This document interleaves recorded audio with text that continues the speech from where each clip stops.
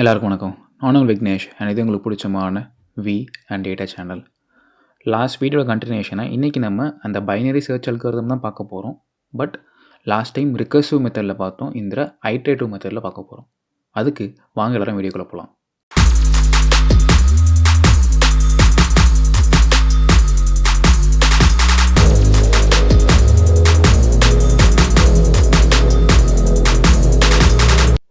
முன்னாடியே சொன்ன மாதிரி இன்னைக்கு நம்ம பைனரி சர்ச் அல்காரிதம் ஓகேங்களா, ஐட்ரேட்டிவ் மெத்தடில் கோட் பண்ணி பார்க்கலாம்.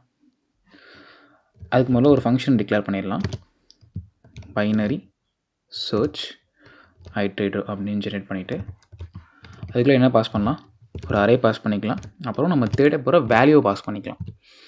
லாஸ்ட் டைம் நம்ம ரிகர்சிவ் மெத்தடில் ஹை, மீடியம், ஹை, லோவு, அதுக்கப்புறம் அரே, அதுக்கப்புறம் நம்ம தேட போகிற எலிமெண்ட் மூணுமே பாஸ் பண்ணோம். இது ஐட்ரேட்டிவ் மெத்தட்னால 2 மட்டும் பாஸ் பண்ணால் போதும். ஓகேங்களா. இப்போ லோ வந்து உள்ளே கொடுத்துடலாம். என்ன வேல்யூ அப்படின்னு ஈக்குவல் டு 0. ஓகேங்களா. ஹை பார்த்தீங்கன்னா எப்பயுமே ஒரே மாதிரி தான், length of array okay -1. Mid வேல்யூமே 0ல் ஸ்டார்ட் பண்ணிக்கலாம். ஓகேங்களா. Mid value equal to 0. இப்போ ஒயில் லாஸ்ட் டைம் வந்து இஃப் கண்டிஷன் கொடுத்து எல்லாமே தனித்தனியாக இஃப் கண்டிஷன் கொடுத்து ரிட்டர்ன் ஸ்டேட்மெண்ட்டில் வந்து அரேவை திருப்பி பாஸ் பண்ணியிருந்தோம். சரி, அந்த ஃபங்க்ஷனை திருப்பி பாஸ் பண்ணியிருந்தோம். இப்போ அப்படி கிடையாது. ஒரு ஒயில் ஸ்டேட்மெண்ட் கிரியேட் பண்ணி அதுக்குள்ள கண்டிஷன்ஸ் மட்டும் போட்டு எப்படி நம்ம வேல்யூ எடுக்கலாம்னு பார்க்கலாம். ஓகே, ஒயில் கண்டிஷன் என்ன இருக்க போகுதுன்னா, லோ வந்து lesser than or equal to high அப்படின்னு பார்க்குறோம். லாஸ்ட் டைம் என்ன பார்த்தோம், ஹை வந்து கிரேட்டர் தேன் ஈக்குவல் டு லோவான்னு பார்த்தோம். ஓகேங்களா. இஃப் கண்டிஷனில் ஒயில் கண்டிஷனில் இப்போ லோ வந்து less than or equal to ஹைன்னு பார்க்குறோம். ஓகே, கொடுத்துட்டு மிட் வேல்யூ வந்து ஜென்ரேட் பண்ணுறோம். High plus low divide by 2. ஓகேவா. இப்போது இஃப் கண்டிஷனில் அரேயோட மிட் எடுக்கிறோம்.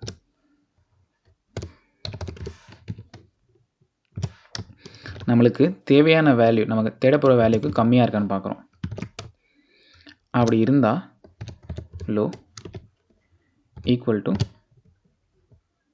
Mid plus 1. ஓகேங்களா.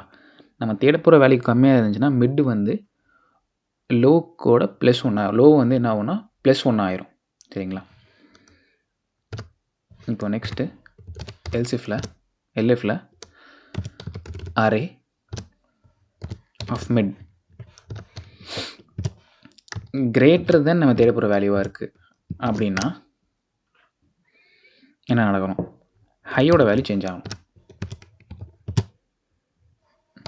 மிட் -1 எல்ஸ்னால் என்ன ஆகும், ரெண்டுமே இல்லை அப்படின்னா வெளில வந்துடணுமா, ரிட்டன் மிட்.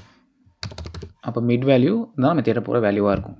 ஓகேங்களா. இந்த கண்டிஷனில் இப்போது ரெண்டுமே இல்லை அப்படின்னா என்ன ஆகணும், வேல்யூவே இல்லை அப்படின்னா ரிட்டன் 1 அப்படின்னு கொடுத்துடலாம். ஓகே, இப்போது ஒரு அரே ஒன்று ஜென்ரேட் பண்ணோம்ல, நம்ம லாஸ்ட் டைம் யூஸ் பண்ண அதே அரே யூஸ் பண்ணிக்கலாம். யூஸ் பண்ணிவிட்டு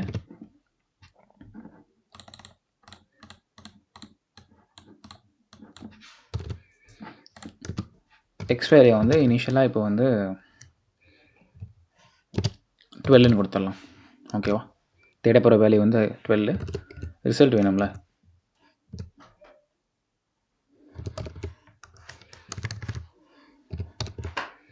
ரிசல்ட் வந்து என்ன இருக்கணும்னா BISI of array comma X, அந்த ஃபங்க்ஷனை பாஸ் பண்ணுறோம் இப்போது. சரிங்களா. பாஸ் பண்ணதுக்கப்புறம் இன்னும் இஃப் கண்டிஷனில் ரிசல்ட்டை பாஸ் பண்ணலாம். ரிசல்ட் வந்து நாட் ஈக்குவல் டு 1 இருக்குது அப்படின்னா நம்ம தேட போகிற வேல்யூ அரேல தான் இருக்குது. ஓகேங்களா. அது எந்த லொக்கேஷனில் ப்ரெசென்ட் ஆகிருக்கு,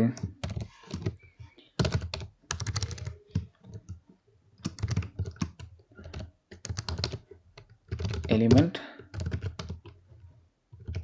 present in index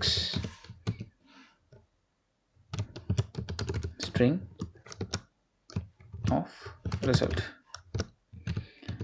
அப்போ எல்ஸில் இல்லைன்னா என்ன பிரிண்ட் பண்ணணும்? Element not present. ஓகே, திருப்பி ஒன்ஸ் மோர் என்ன நடக்குதுன்னு சொல்கிறேன். இப்போது இந்த அரே ஒன்று ஜென்ரேட் பண்ணிக்கிறோம், தேடப்புற வேல்யூ ஒன்று. ரிசல்ட்டுக்கு அந்த ஒரு ஃபங்க்ஷனை பாஸ் பண்ணுறோம். அந்த ஃபங்க்ஷன் கால் பண்ணும்போது என்ன ஆகும்னா, அது உள்ளே ஆல்ரெடி 3 வேல்யூ ஜென்ரேட் ஆயிருக்கு. லோ ஒன்று ஜென்ரேட் பண்ணி வச்சுருக்கோம் ஈக்குவல் டு 0 அப்படின்னு. ஹை வந்து லென்த் ஆஃப் அரே -1, மிட் வந்து ஈக்குவல் டு 0. இனிஷியலாக லோவோட வேல்யூ வந்து ஹையோடு கம்மியாக இருக்கான்னு பார்க்கும். இருந்துச்சுன்னா என்ன ஆகும்? Mid value equal to high plus low divide by 2. அப்போ மிட்டோட வேல்யூ இண்டெக்ஸிங் வேல்யூ எடுத்துகிட்டு வந்துடும். இப்போ அரே ஆஃப் அந்த மிட் வேல்யூவை பார்க்கும்போது நம்ம தேடுற எலிமெண்ட்டோட கம்மியாக இருக்குது அப்படின்னா லோவோடது வந்து மிட் ப்ளஸ் 1 ஆயிரும். ஓகேங்களா? இதே நம்ம தேடுறதோட அதிகமாக இருக்குன்னா பிட் -1 ஆயிரும். எல்ஸில் என்ன ஆகும்? இன்கேஸ் எதுவுமே இல்லை அப்படின்னா என்ன ஆகும்னா மிட் வேல்யூவே ரிட்டர்ன் ஆயிரும். இப்போ இந்த நம்ம தேடுற வேல்யூவே இதுக்குள்ளே இல்லைன்னா என்ன ஆகும்னா ரிட்டர்ன் 1ன்னு வந்துடும். இப்போ ஆட்டோமேட்டிக்காகவே எலிமெண்ட் ப்ரெசென்ட் இல்லைன்னு வந்துடும். இப்போ 12ங்கிற எலிமெண்ட் நம்ம பாஸ் பண்ணுறோம், என்ன ஆகுதுன்னு பார்க்கலாம். சாரி, இங்கே வந்து நான் பிரிண்ட்டுக்கு பதிலாக ரிசல்ட்னு கொடுத்துட்டேன். ஓகே, இப்போது இது ரன் பண்ணால் என்ன வரணும்னா 0 1 2 3 4 5 ஃபிஃப்த்து இந்த அறையில் 5th பிளேஸில் 12 இருக்குது. இப்போ 5ன்னு வரணும். ஓகே, இப்போ இதே இது வந்து 11 கொடுத்தோன்னா என்ன வரணும்? எலிமெண்ட் நாட் ப்ரெசென்ட்னு வரும். சேமாக கரெக்டாக வந்துருச்சு. இது வந்து ஐட்ரேட்டிவ் மெத்தட். இந்த ரிகர்சிவ் மெத்தடுக்கும் ஐட்ரேட்டிவ் மெத்தடுக்கும் என்ன டிஃப்ரென்ஸ்னு பார்த்தீங்கன்னா, ரிகர்சிவ் மெத்தட் வந்து எவ்ரி டைம் நம்ம வந்து அந்த ஃபங்க்ஷன் மூலயமா கால் பண்ணி செக் பண்ணுவோம். இது வந்து ஒரு டைம் தான் ஃபங்க்ஷன் கால் ஆகும். அதுக்கப்புறம் அதுக்குள்ளேயே லூப்பிங் மாதிரி போட்டு அதை தேவையான வேலையை கண்டுபிடிப்போம். சரிங்களா? இதுதான் ஒரு பேசிக் டிஃப்ரென்ஸ். இது ஏன் இது 2 டிஃப்ரென்ஸ் இருக்குன்னு பார்த்தீங்கன்னா, இந்த டைம் கன்சப்ஷனுக்காக தான் இந்த டிஃப்ரென்ஸ். ஓகேங்களா? ஆனால் இதில் பெஸ்ட் மெத்தட் என்னன்னு பார்த்தீங்கன்னா, ஐட்ரேட்டிவ் மெத்தட் தான் மோர் எஃபிஷியண்ட்டாக ஒர்க் ஆகும். சரிங்களா? நெக்ஸ்ட் வீடியோவில் நம்ம இன்னும் கொஞ்சம் டேட்டா ஸ்ட்ரக்சர்ஸ் அண்ட் அல்காரிதம்ஸ் பற்றி பார்ப்போம். அது வரைக்கும் நான் உங்கள் விக்னேஷ். நன்றி.